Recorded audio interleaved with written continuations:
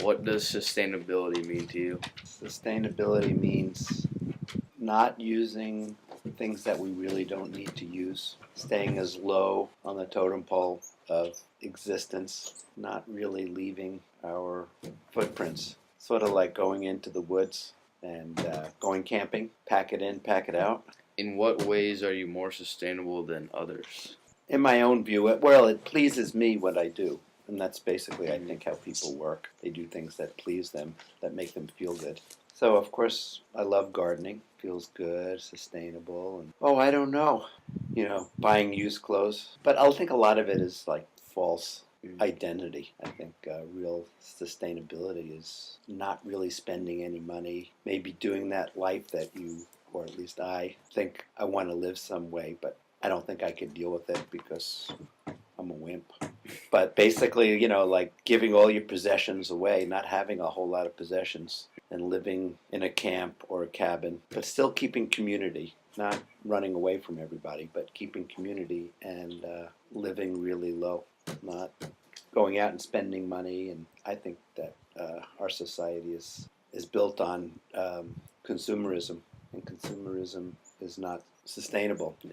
And sustainability a lot of times creates consumerism, so you're trying to keep up to be sustainable, but in a certain sense, you're using more. What things do you think you have that are like help more for the environment than what most other people wouldn't have? See, I think a lot of it is not really true. Like, you see the collectors, and in a certain sense, maybe I'm going to use less gas to heat my house. But in a certain sense, I have a big house. In that sense, it's not sustainable. So that's why I say it's a lie. Yeah. We fool ourselves to believe that we're doing something. Yes, I got in a jam and I built too big a house. So, because my thoughts keep on changing and my feelings. But, it costs a lot of money and people get hurt when you mine copper and all the stuff and glass that you used to create, and all that steel that went out there, and all that plastic that went to pipe all the stuff and the motors. And part of me, if I did it somewhat over again, and I'm still living in this world, I would have probably just wood heat. And basically, I do heat my house with the wood heat.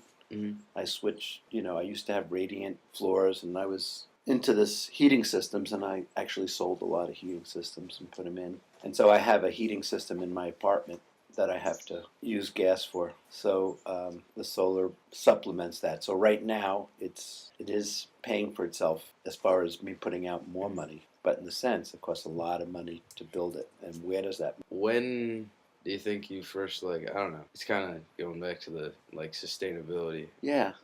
Well, when I came up to Vermont, we were the hippie type 35 years ago, and they used to say back to the earth type people that were, a lot of people moved up here because they wanted to have gardens and live in the country. I'm not really exactly sure everything, but, we lived in a little cabin, and we didn't have a lot of money when we were 26. We had paid rent for $50. We worked low on the amount of money that we make per hour, and a lot of times we had a lot more time because we didn't work all the time to maintain all the things we had.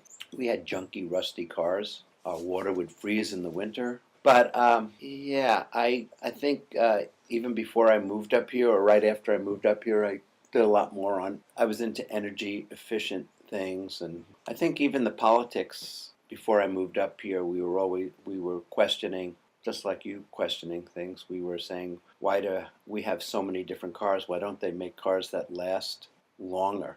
Why do we keep on changing all these cars? So we were asking questions. We were doing things. There were lots of, how to live off the grid with generators from cars and windmills, and